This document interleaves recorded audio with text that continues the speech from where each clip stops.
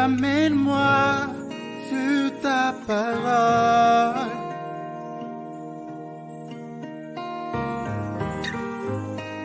Ne me laisse pas mourir ailleurs. Oh mon roi, ramène-moi sur ta parole. Jésus, ne me laisse pas mourir ailleurs. Ramène-moi sur ta voie. Ramène-moi. Et ce soir, tu seras appelé un bon entrepreneur. Pas un entrepreneur qui se promène dans les rues, mais un entrepreneur qui a des preuves. Amen. Il y a plusieurs entrepreneurs. Il y a les entrepreneurs de nom. S'il vous parle, s'il vous parle ici, comment entreprendre, comment, ça c'est dit. Mais en réalité, quand vous les voyez eux-mêmes là, on ne voit pas les signes de l'entrepreneuriat. Donc, dans les bouches. Moi, je ne suis pas un théoricien. Je suis là pour vous amener à pratiquer, à aller de doigt. Même si vous allez cogner les pieds, allez cogner. 2 Chroniques, le chapitre 26, le verset, à partir du verset 1. Comment réussir son entreprise dans les moments sombres? Amen. Il y a 2 mots dans le thème qui doivent nous intéresser. Le premier mot, c'est le verbe réussir. Et le deuxième mot, c'est une expression, les moments sombres. Comment réussir? Réussir, comme le texte le dit, c'est l'art de prospérer. C'est l'art d'atteindre l'objectif que Dieu vous a fixé lorsque vous venez sur la terre. J'ai dit souvent aux jeunes gens que même les fous que vous voyez sur la terre, ne prenez personne sur la terre comme un homme banal.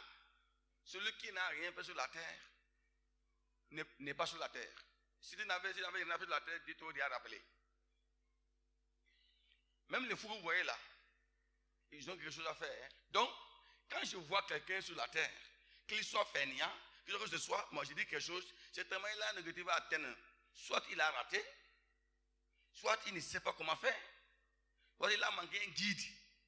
Sinon, si quelqu'un vit sur cette terre, c'est que Dieu n'a pas encore fini avec lui.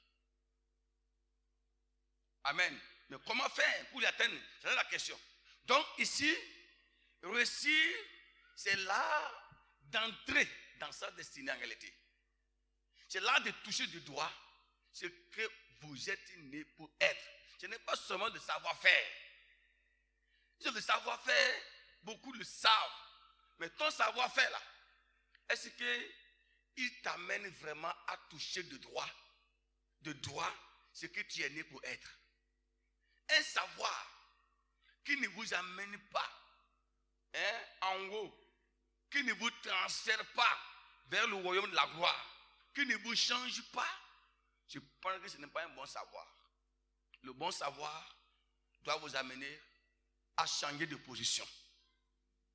Réussir également, c'est là d'être revêtu de la gloire que Dieu vous a promis.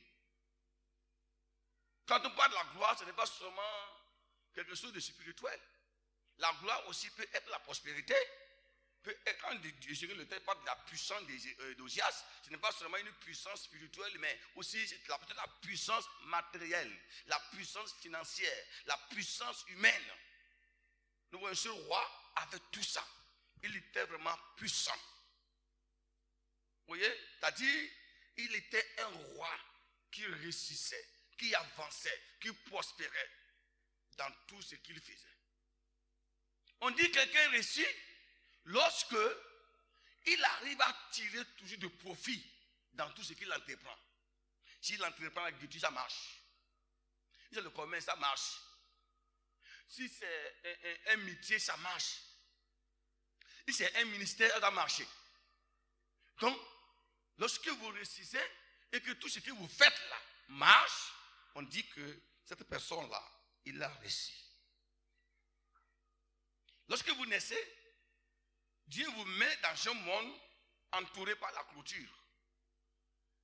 Entouré par la clôture. Et derrière cette clôture, il y a tout ce dont vous avez besoin. L'argent, la prospérité, le matériel, le spirituel, tout ce que vous devez faire pour réussir, c'est derrière cette clôture-là. Mais Dieu dit ceci: je te donne le pouvoir et la force de renverser alors cette clôture. Quand tu n'auras pas arrivé à renverser cette clôture, tu peux dire que tu es né pour rien. Certains vont dire que Dieu les a maudits. Non. La première chose que regardez les enfants d'Israël, lorsqu'ils sont sortis de l'Égypte, Dieu est arrivé à la frontière de Canaan, précisément à Kaden et Banaya. Il a dit: maintenant, allez-y vous-même maintenant. Allez-y. Allez attaquer les filles d'Anak. Ce n'est pas que Dieu voulait les livrer à la mort. Dieu voulait que Israël alors fasse sortir également sa potentialité.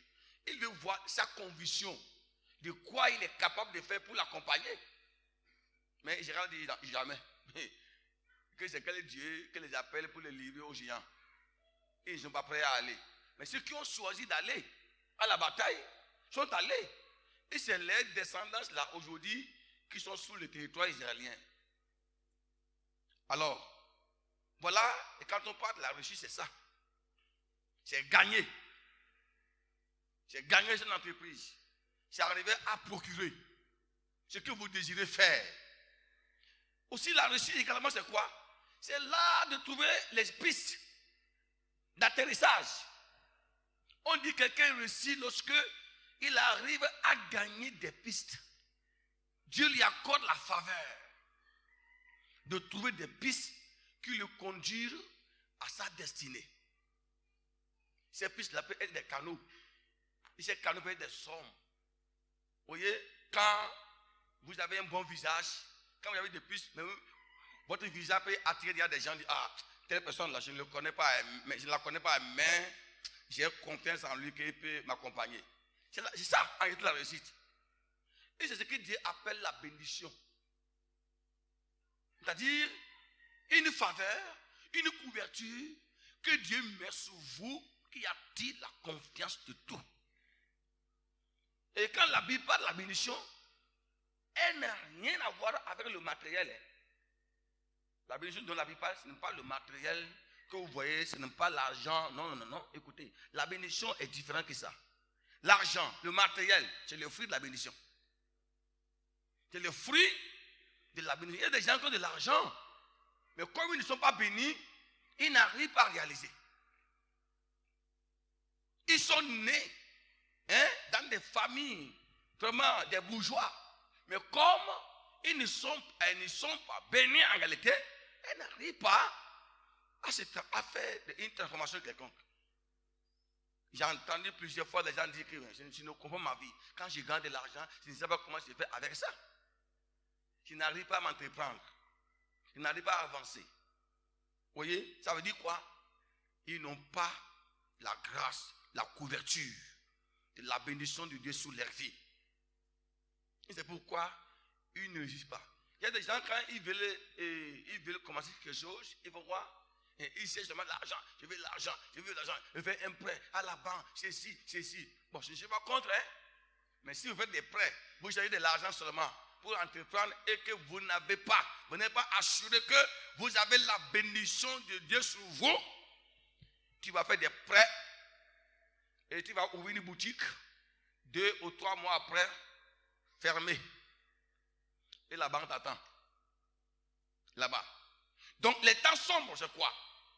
Les temps sombres, ce sont des moments difficiles. Des moments où l'atmosphère, l'histoire de votre vie, de votre famille, ne vous permet pas de lever la tête. Il y a des temps sombres. Il y a les familles sombres. C'est-à-dire des familles qui regorgent des histoires compliquées, des histoires sombres. Et ces histoires peuvent ne pas provenir de toi-même, mais il peut provenir des gens qui ont usé avant vous. Et c'est ce que nous voyons dans ce passage. La Bible dit quoi? Tout le peuple de Juda prit Osias, âgé de 16 ans. Ça ne vous dit rien?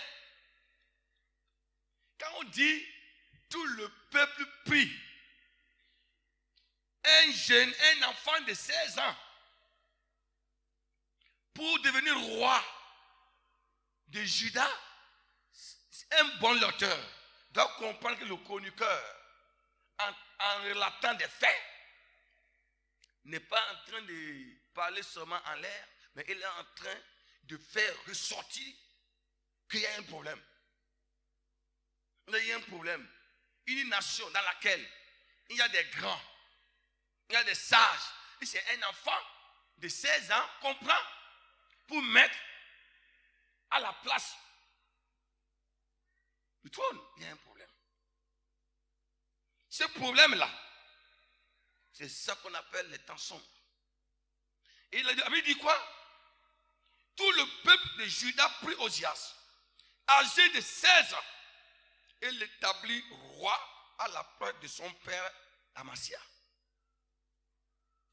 Écoutez, je suis en train de venir un peu dans le problème. Quand vous lisez la Bible, arrêtez-vous.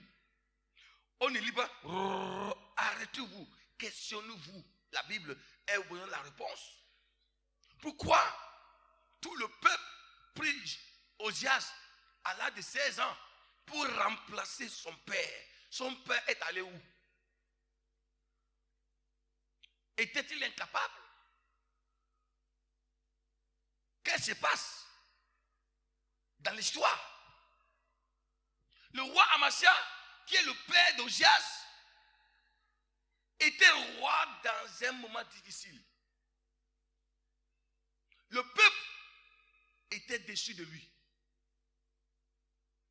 Le peuple était déçu de lui. Il avait commencé bien, mais il était devenu un mauvais roi. Il a mis le fer sur les épaules du peuple. Il a massacré. En ce temps-là, le pays est devenu un pays corrompu. L'anarchie. Pas de responsable. Et personne n'avait plus de confiance en roi Amasia. Il avait marqué le peuple négativement. Que ce soit les hommes, les femmes, les jeunes, tout le monde avait gardé un mauvais souvenir sur la vie du roi Amasia.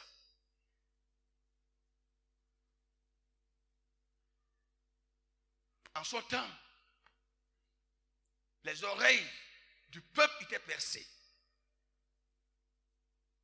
La famine, l'ennemi a envahi le peuple, la pauvreté, la souffrance.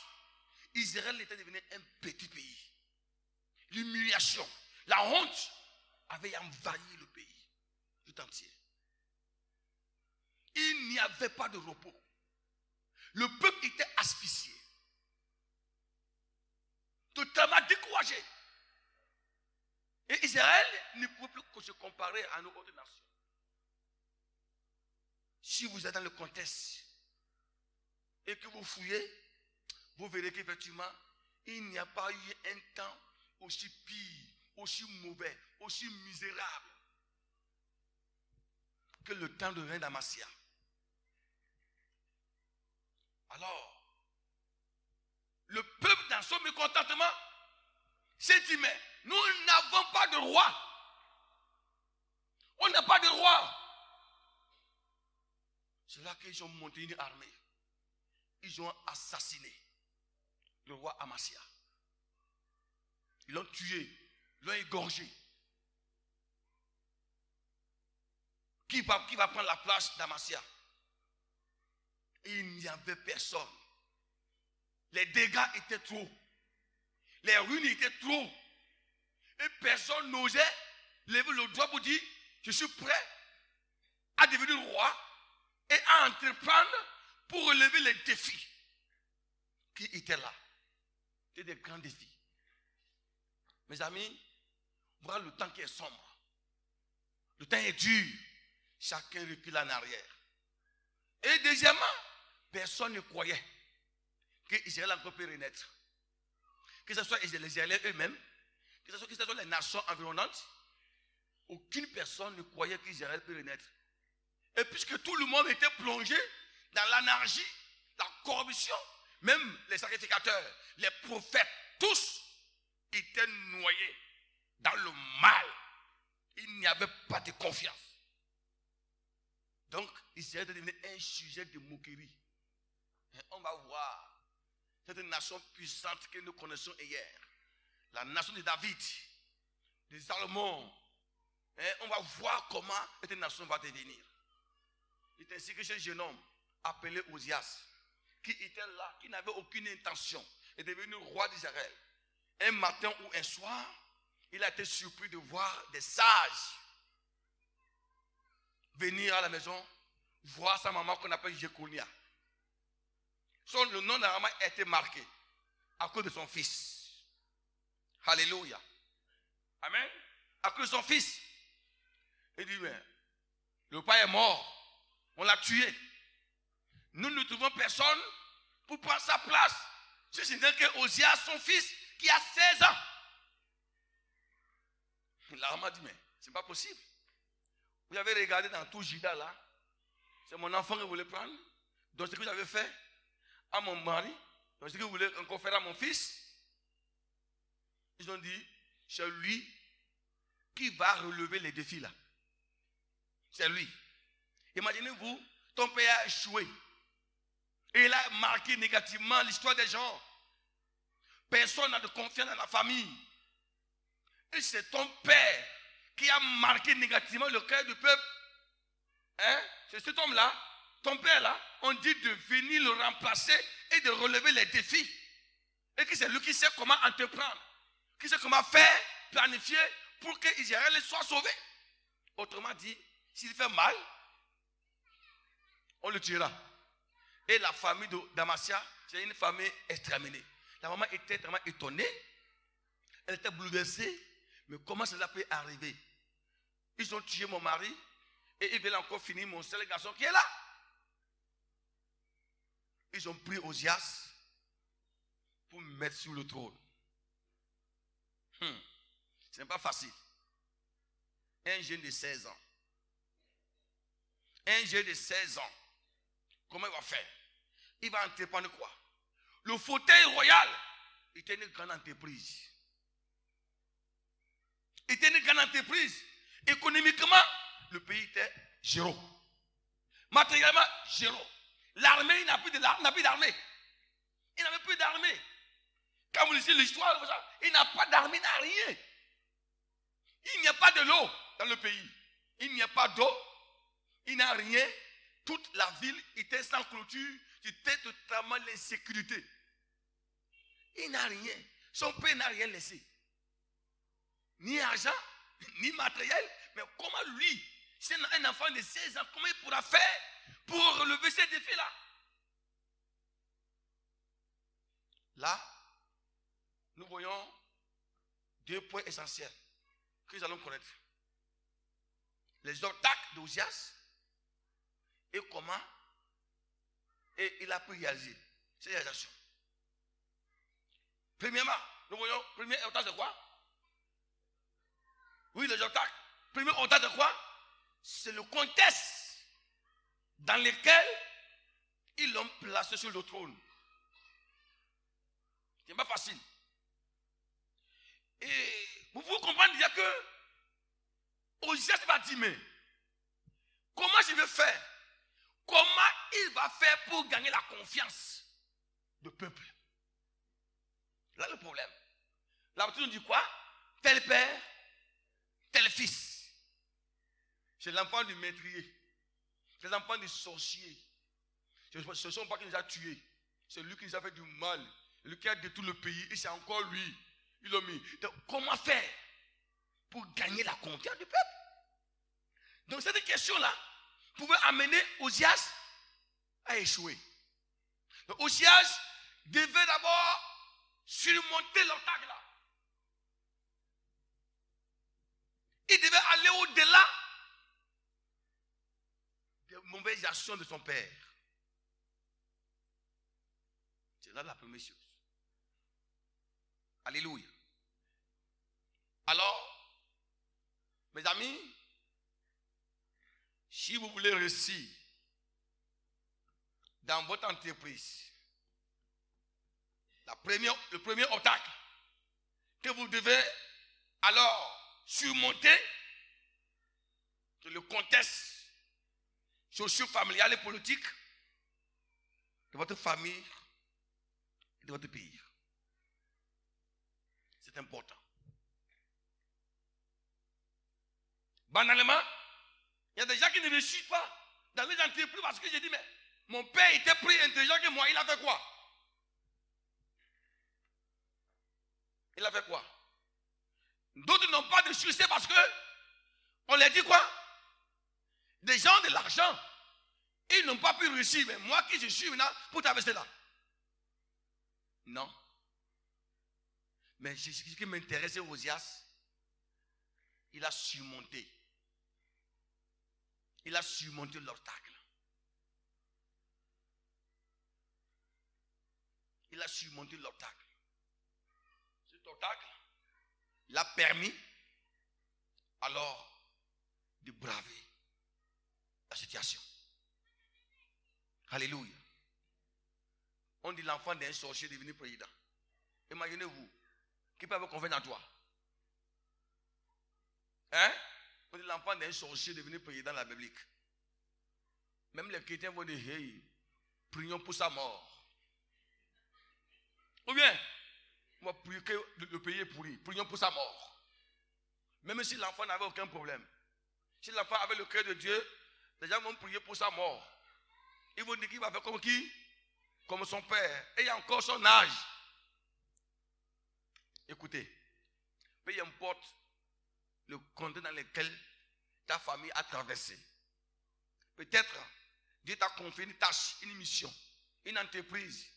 Mais tu te demandes, mais là où Dieu m'a confié le travail là, tout le monde connaît l'arrière-plan de ma famille. Non, il faut regarder au-delà de ça. Tu réussiras, tu prospéreras. Alléluia. Mais la Bible déclare, Osias a travaillé et il a gagné la confiance de tout le peuple. Les gens ont dit que oh, il est différent que son père. Il est son père. Tu peux réussir. Amen. Donc, deuxième obstacle qui pourrait l'empêcher de quoi? C'est son âge. C'est son âge. Les vieillards vont dire, mais il est né quand? Il veut nous demander quoi? Ce qui empêche la jeunesse de réussir et les gens de réussir quoi? Et ce que les gens disent de vous. Il veut nous montrer quoi? C'est un zèle amer. Il veut montrer qu'il connaît. On a connu les gens dans ce pays-là qui sont levés, mais ils ne sont pas allés loin. Ils sont partis. Et quand on entend ces choses-là, donc c'est fini. Donc, chers frères et sœurs, vous avez en vous des grandes choses que si les gens vous méprisent et que vous-même vous vous méprisez, c'est grave. Les gens disent, petit, c'est vrai, je suis petit. C'est vrai, tu as dit la vérité. Là, c'est grave. Lui, il a menti, tu as accepté le mensonge. Tu es petit, Dieu ne t'a pas parlé. Regardez bien ce que Dieu dit à Jérémie. Tu t'es établi comme un grand prophète des nations. Ou bien, mais Jérémie dit quoi? Ah, que je suis jeune, allez chercher ailleurs. Dieu a manqué ailleurs. Il vient vers toi avec une femme, il dit d'aller chercher ailleurs. Osias n'est pas regardé ça. Il a surmonté alors son âge. Il dit, c'est un pour Osias, le temps dans lequel on l'a proclamé comme roi là, c'est que c'est un défi. Il va montrer à la nation toute entière que mon père est mauvais, mais il a mis un enfant au monde qui a un cœur différent. C'est pourquoi je dis souvent que si vous êtes né dans une famille noire, une famille sombre, une famille méchante, vous devez rendre grâce à Dieu.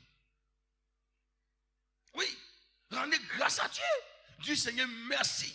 Parce que parmi la race, toutes les races là, tu as voulu que ce soit moi qui sois né dans telle famille noire compliquée.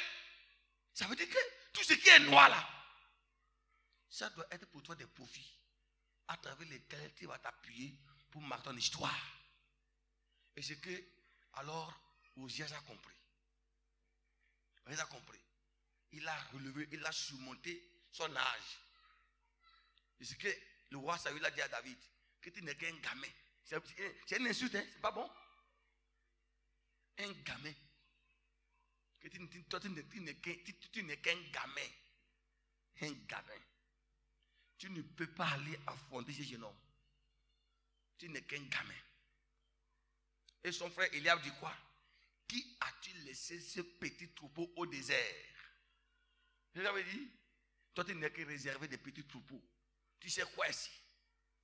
Donc chacun dit à calculer. Il y a des calculs en réalité. Quand vous lisez l'histoire, les amis, ils ont des expressions de calcul. Autrement dit, si le gamin là, et s'il gagnait, si le gamin gagnait, quelles seraient les conséquences? Hein? Celui qui a laissé le petit troupeau là, s'il gagnait, les conséquences là, comment? Comment? Donc en réalité c'est ça. Et le gamin a gagné. C'est qu'ils ont peur. Hein? C'est qu'ils avaient peur en disant que c'est un gamin là. C'est ça qui est arrivé maintenant. La victoire de David sur Goliath a créé un grand problème en Israël. Une victoire qui a menacé le trône de Saül.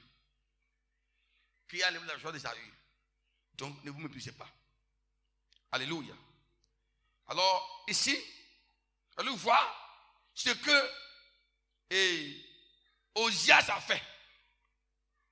La Bible dit quoi? Il a fait quoi, Osias? Alléluia. Premièrement, il dit, le roi Osias avait 16 ans quand il devint roi d'Israël. Au verset 6, il dit, il s'est mis en guerre contre les Philistins. Et il a battu les murs de Gath, les murs de Jabné, les murs d'Ashdod, et construit des villes dans le territoire d'Ashdod et parmi les Philistins. Toutes ces villes ici-là, sont des villes qui ont été détruites par les étrangers au temps de son père Amasia.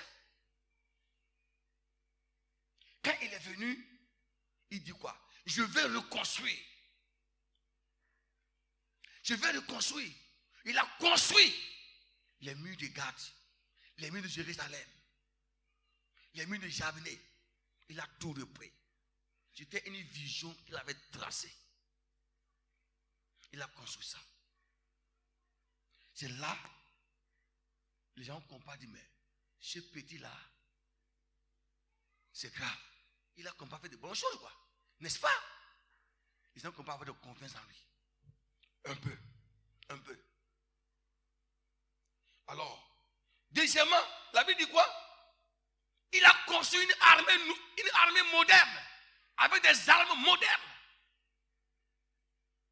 Une armée moderne, avec des armes modernes. Ce n'était plus les flèches seulement. Il a eu l'idée, l'inspiration. Il a inventé des armes modernes. Quatrièmement, il s'est donné à l'agriculture. C'était un roi cultivateur. Il a fait l'irrigation dans les déserts, dans les pays. Et Israël a récolté des fruits en abondance.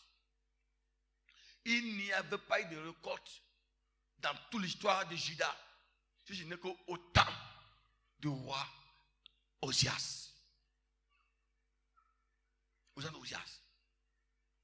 Dans le champ, il a réussi. Dans l'armée, il a pu faire asseoir des soldats. On parle de 300 et quelques 000 soldats qui étaient à sa sécurité. Et il a attaqué les ennemis. Tous les ennemis qui étaient la cause de l'échec de Juda là. Allez, il dit, allons-y. Pour que Israël prospère, nous devons les ruiner, nous devons les détruire, nous devons les bouleverser. Ils ont attaqué les Philistins, ils les ont anéantis. Les Ammonites, ils les ont anéantis. Les Moabites, ils les ont anéantis. Tous les ennemis qui avaient causé Israël la ruine, Osias a organisé des stratégies de l'armée et il les a tout anéantis. Et quand il a anéanti tous ces peuples-là, attention, Israël est sorti la tête. Tu ne peux pas réussir dans ton entreprise, hein, dans ta famille sombre, dans un pays sombre, si les géants qui ruinent les entrepreneurs, qui étouffent les entrepreneurs sont encore debout contre toi. Tu ne peux pas lever la tête là où il y a les géants. Il y a les géants. Tu ne peux pas réussir là où les géants, les méchants sont encore debout contre toi. La première chose est de renverser. Il faut renverser les ennemis de vos entreprises. Il faut les combattre. Il faut les combattre. Parce qu'on parle des temps sombres.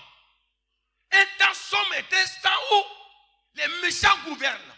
Les sorciers gouvernent. Les gens armés, l'esprit de méchanceté gouverne et qui empêche les gens de lever la tête. Vous n'êtes pas intelligent? Vous êtes intelligent. Très intelligent même. Mais pourquoi vous n'avancez pas? Parce que le contexte dans lequel vous êtes né est un contexte noir et sombre. Et ça vous bloque. Alors, Osée a dit, mais Israël, nous n'avons pas de champs. On n'a pas de territoire si on n'a pas d'armée. On n'a pas de l'argent si on n'arrive pas à détruire les ennemis qui ont détruit, qui ont saccagé Israël. Et il faut que nous renversons les ennemis. Là, nous pouvons dire oui, nous avons un territoire, nous avons de l'argent. Allez-y. Ils sont partis. Ils ont renversé les Philistins. Les Gath sont tous détruits. La Bible dit, comme il a eu cette vision là, Dieu l'aida. Dieu l'aida.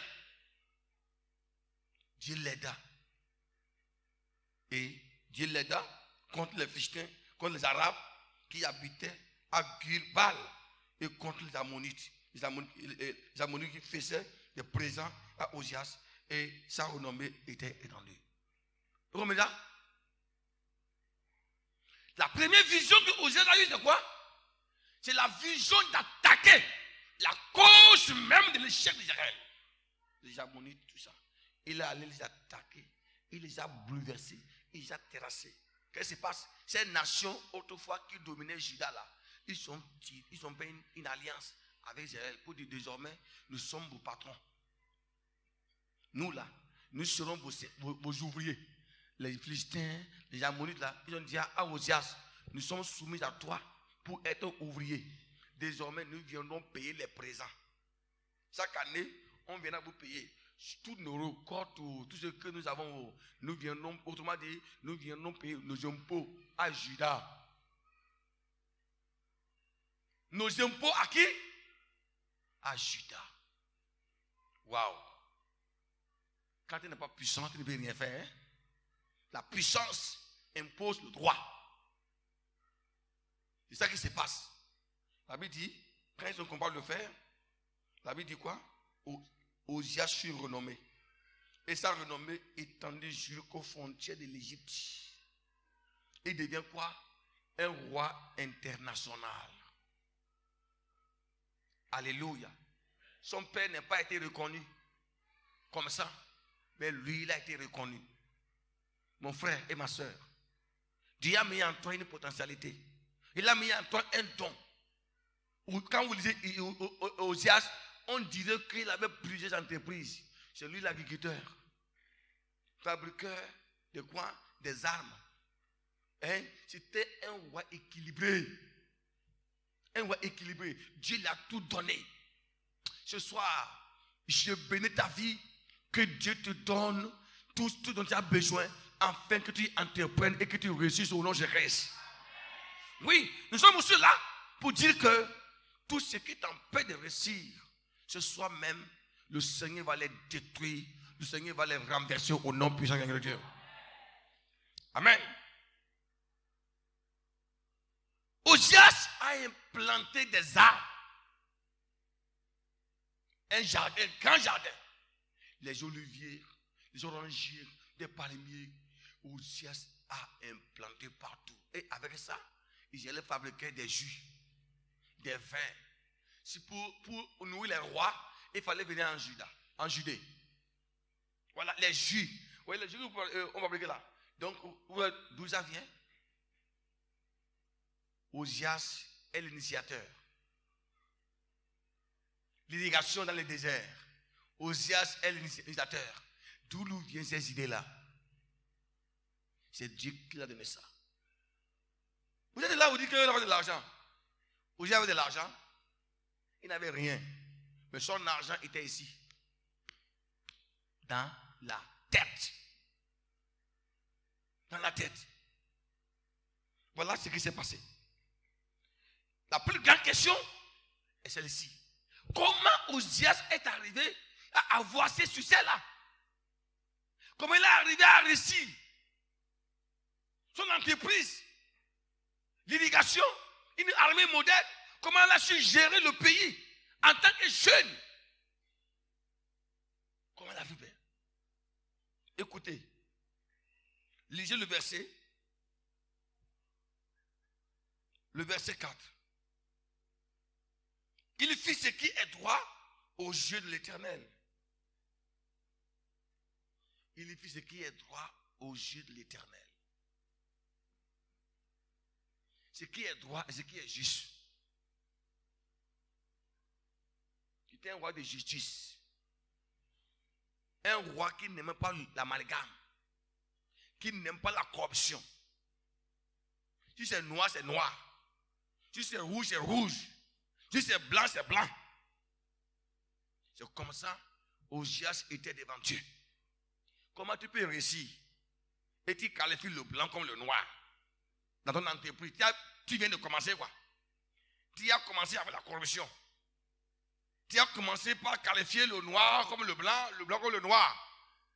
Et tu penses que tu peux réussir dans cela? Tu ne peux pas réussir, mon frère. On n'entreprend pas dans le mensonge. On n'entreprend pas dans l'injustice. On n'entreprend pas dans le mal. On n'entreprend pas dans le faux. On ne commence pas par le faux, mais on commence par le vrai. Tu commences une entreprise, tu mens aux gens et dis, donne-moi de l'argent. Si tu veux dire, on te donne l'argent, tu dis, dans 2 jours, je vais te livrer ça. Et j'ai fini. Tu disparais dans la nature. Après, tu cherches des mots. Des mots quoi? Des mots pour convaincre la personne. Des mots. Elle était malade, ceci, voilà, elle veut voyager, et ceci. Quand tu mens, lui il est fou. Le menteur, il traîne le chemin, et c'est lui-même qui met son propre pied sur le chemin là. Et après il tombe dedans. On vient le trouver dedans. Tu m'as dit un peu intelligent, plus intelligent. Beaucoup ne réussissent pas parce qu'ils n'ont pas des gens qui ont de confiance en eux, parce qu'ils ne sont pas droits. La clientèle qui tu as besoin pour avancer là, ils ont besoin, elle a besoin de quoi? Que tu sois droit, tu sois honnête dans ce que tu fais. La Bible dit, Osias fit ce qui est droit devant Dieu. Vous savez, ce qui est droit devant Dieu là, c'est là aussi droit devant les hommes. Même si les hommes n'apprécient pas ce qui est droit devant Dieu, pas fini, ce qui est droit devant Dieu finira par s'imposer. Parfois vous voulez être droit devant les hommes, mais devant Dieu non. C'est ça qui vous tue, qui vous détruit. Si je fais ça là, ils vont dire que je suis trop méchant, je suis trop dur, je suis trop... Bon, c'est vrai que la Bible dit d'être bon. Je suis obligé de pétiner mon Dieu un peu et aller vers là-bas. Il faut pétiner Dieu. Piétine-le et il lève l'homme. Il serait là. Il serait là-bas. Ne commencez pas votre entreprise avec l'esprit du faux, l'esprit du mensonge. Commencez avec l'honnêteté, comme Osias a fait. C'est là d'abord la première recherche. Quand tu es honnête, Dieu enverra des hommes vers toi. Tout le monde a la recherche des hommes honnêtes. Le monde est un monde noir, un monde qui n'est pas digne de confiance. Mais si toi tu lèves la tête, tu es honnête, vous comprenez? Les gens viendront vers toi. C'est là où ça a commencé. C'est par là où Osias a trouvé l'argent. Voilà. Quand il dit que ça c'est noir, les gens vérifient que c'est noir. Les grands entrepreneurs, Les étrangers disent, ah, il y a un jeune roi là, en Judée, lui là, il est honnête, hein. Il n'est pas comme son père. Hein. Quand il dit c'est comme ça, hein. C'est comme ça, les gens compartissent des partenariats avec lui. Et la confiance est arrivée. Et c'est comme ça Dieu accompagne le béni. Et regardez, les gens qui étaient autour de Osias étaient trop nombreux. Ils étaient trop nombreux. C'est des milliers de. Chacun veut être partenaire avec Osias. Chacun vient, Osias, je veux ton partenaire. Je veux ton partenaire. C'est pourquoi il a une plus grande armée autour de lui. Et ceux qui le défendaient, ceux qui le défendaient là, il dépassait 700 000 personnes qui étaient là juste pour défendre sa cause, pour défendre son intérêt, pour défendre ses finances, pour défendre même sa sécurité. Quand vous avez des gens comme ça autour de vous, il y a quoi encore qui reste? Quand tu es là, tu commences dans le faux. Même gagner la confiance même de ces personnes, c'est impossible. Même ton ami là, hein, tu n'arrives pas à gagner la confiance de ton ami. Ton ami avec qui tu cours là, il doute de toi. Et tu vas aller où? Mon frère, je vous en prie, on ne joue pas avec Dieu. Je disais ce matin que la plus grande banque n'est pas sur la terre. La plus grande banque n'est pas sur la terre. La plus grande banque qui a tout est au ciel. La Bible dit quoi? L'or et l'argent appartiennent à qui? À Dieu. Voilà. Tu n'es pas honnête, Dieu va te confier l'argent. Tu vas détruire ça. Tu vas penser pour de tous les gens. Osias était un roi honnête. Un roi droit. Soyez droit devant Dieu. Quand on est droit là, on n'a pas besoin de faire publicité. Oui, j'ai fait ceci, j'ai fait ceci, j'ai fait ceci. Venez, écoutez. Un homme droit, chaque droiture fait sa publicité. Un homme honnête, son honnêteté va le publier partout. Les gens parleront de toi. Celui qui viendra auprès de toi et qui sera victime de quoi? De ton honnêteté. Va repartir, il y a quelqu'un qui est honnête là-bas, Va là-bas. Tu n'es pas droit. Tu es un tailleur, tu dis aux gens de venir coudre. Tu dis 2 semaines, tu cherches faux. Il te donne avance, tu prends avance, il a fait pour quelqu'un d'autre. Et tu attends que l'autre vienne, que tu vas prendre pour lui, il fait pour lui. Et un jour, il vient dire, et maintenant, il dit vraiment, ceci, et des fois, tu fuis dans l'atelier. Tu fuis dans l'atelier, tu laisses les apprentis là, et tu dis, si il vient, dis-le que, pardonne, alors tu as caché à l'intérieur. Et tu veux qu'il te bénisse. Des fois, même, il sort avec les larmes, même, il dit, il m'a déçu. Il m'a dit, c'est un faux type, c'est un faux, c'est un escroc. Il te maudit, tu peux réussir. L'honnêteté, hein? Si tu es honnête, tu vas provoquer la bénédiction des gens.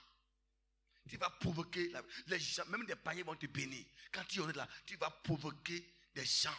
Quand on va te honnête, non, tu es béni mon frère, tu es béni. J'ai dit souvent, il y a dit à quelqu'un avant qu'il y ait là à Lomé que, il dit moi je ne suis pas béni seulement par la bouche uniquement des hommes de Dieu, je suis béni aussi par les païens.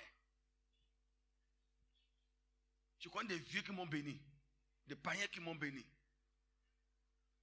Il faut être honnête. Il était allé pour faire des massages au niveau de Secours-Ville là. J'avais un gardien qui était là au portail. Il faut respecter les vieux, hein? Vous les récits. Et vous les pitiner parce qu'ils n'ont rien. Ils ne connaissent rien. Ils connaissent quoi dans la vie? Rien. Moi j'ai mon master. Va prendre papier, master, manger, va voir. Parce que master là, c'est ça qui mange. Hein? Les vieux. Parfois, fais attention avec les vieux là. Moi, je ne m'amuse pas avec les vieux. Je le vois avec la chair, mais je fais avec l'Esprit de Dieu. J'ai fait un massage. Moi, je suis en voiture. Je suis venu garer ma voiture. Lui, ce vieux là, il est assis dans la fraîcheur, en pluie, pour être gardien. Et Dieu m'a dit, regarde là, il est couché là. C'est là qu'il va dormir. Hein. J'ai dit, oui, c'est vrai, Dieu va dormir. Il fait écouter la voix de Dieu. Oui, c'est là qu'il va dormir. Regarde son âge là. Toi et lui là, qui est plus âgé? J'ai dit, Dieu, lui là, il peut me mettre au monde 1000 fois même, si c'est possible. Il dit, ah, tu es en quoi? Il dit, il est en voiture. Il est où? Il est assis dans la fraîcheur. Voiture climatisée. Tu as quel âge? Très jeune. Il regarde ce vieux là. Il est assis là. Il cherche l'argent à manger.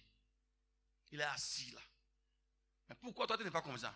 Pourquoi toi tu n'es pas gardien? Vous voyez? Quand vous avez un cœur sec, vous êtes des pauvres. Il y a des chrétiens qui ont des cœurs secs.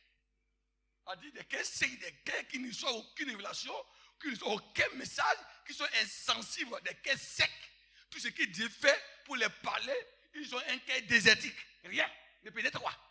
Rien ne pénètre. Ils ont toujours une raison pour défendre le mal. Oui, des philosophes inutiles qui défendent les misères. Et c'est là, et Dieu a dit, d'accord, il dit Seigneur, que veux-tu dire? J'ai senti la compassion, la pitié. Il dit, oh Seigneur, ce vieux-là, il va dormir ici maintenant. La fraîcheur, une compassion m'a traversé. Et j'ai fait sortir 2000 francs. Je lui ai donné.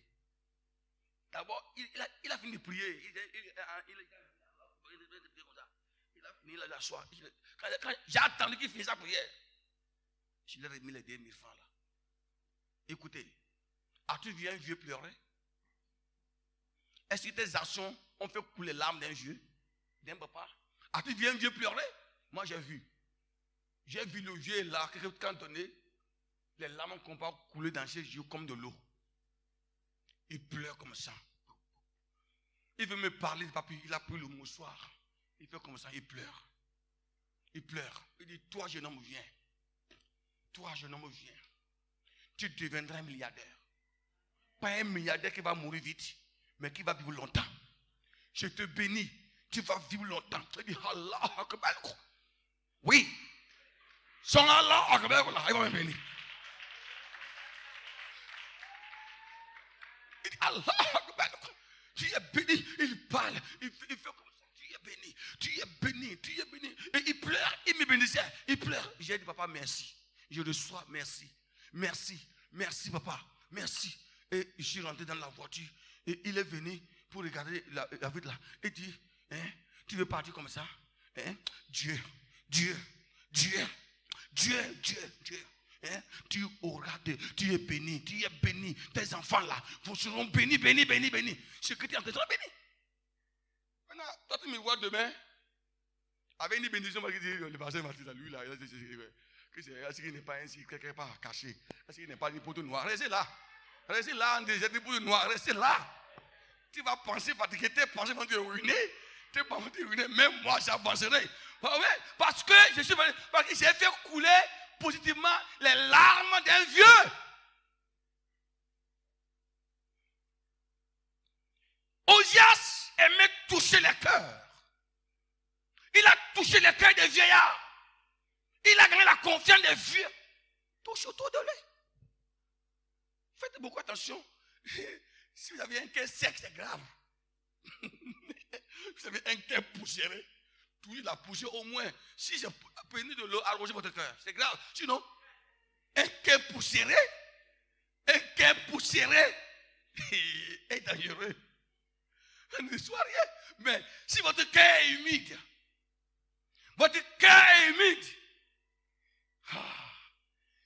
tout endroit où tu devais passer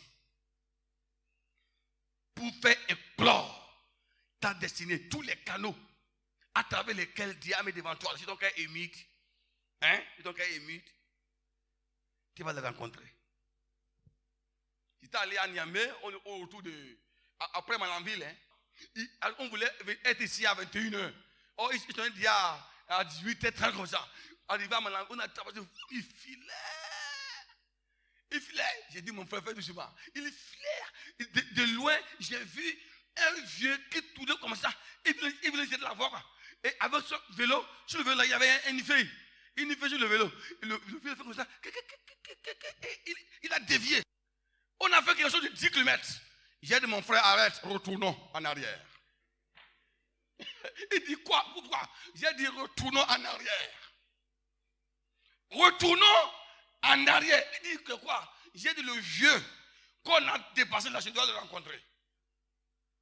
Même si on doit venir à 21h, et puis qu'on vient même si à 0h, je dois rencontrer ce vieux-là. Je vais le voir. Il dit, papa, le pasteur, je ne comprends pas. Comment là encore, ce vieux-là maintenant. Il dit, oui. Je sais ce que j'ai senti. Mon cœur n'est pas sec. Mon cœur est humide. Un cœur qui est humide, hein? Quand vous semez votre graine dans un cœur humide, ça va toujours pousser. Demi-tour. Contre-cœur. On allait. Je regardais par la vitre, on a vu le vieux là, sous la voie. On a fait arrêter. J'ai fait arrêter. Il a eu peur d'abord. Je l'ai mieux connu. Il comprend le français. Mais ça, c'est quelle langue? Ça, c'est Guillermo, c'est Dendi. Je ne sais pas ce qu'il parlait. Il dit arrêtez. Il dit papa, bonsoir. Il m'a répondu, c'est en Guillermo, il m'a répondu. Hey, d'accord. Il dit viens. Il s'est approché de moi.